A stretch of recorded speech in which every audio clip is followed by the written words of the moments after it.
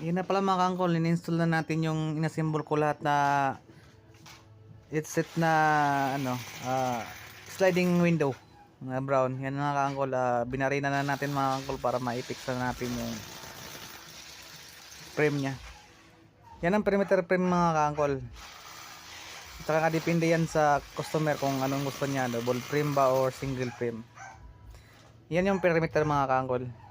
Yan, binarina ko na mga kangkol para ma-fix na natin.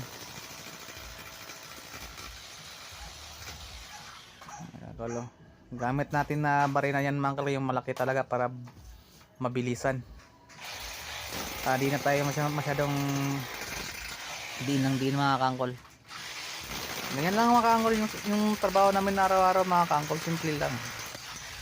Kung anong order ng mga customer mga kangkol, yun ang ginagawa namin. O sliding, awning,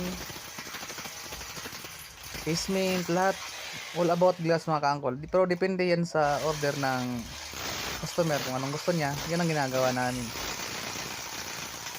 All about glass mga kangkol, gumagawa kami. Ay mga kangkol, lagay na natin yung panel mga kangkol. Hindi ko na napakita kung paano ko pinix yan mga kangkol, pero okay na yun, nakapix na yan mga kangkol.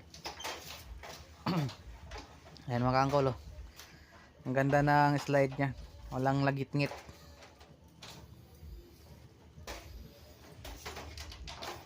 Ayan mga kangkol, di ko na kasi masyadong nabibidyoan mga kangkol kasi ano medyo makalat-kalat yung loob, kaya nakaya. Ayan mga kangkol, sinilant ko na yan mga kangkol para matapos na rin natin. May interlock na rin mga kangkol. Yung glass natin yan mga kangkol, brown lang yan mga kangkol. Ayan, sinilant na natin gilid mga kangkol para walang pasok ng ano, mga gamo-gamo o langgam. Ayan mga kangkol.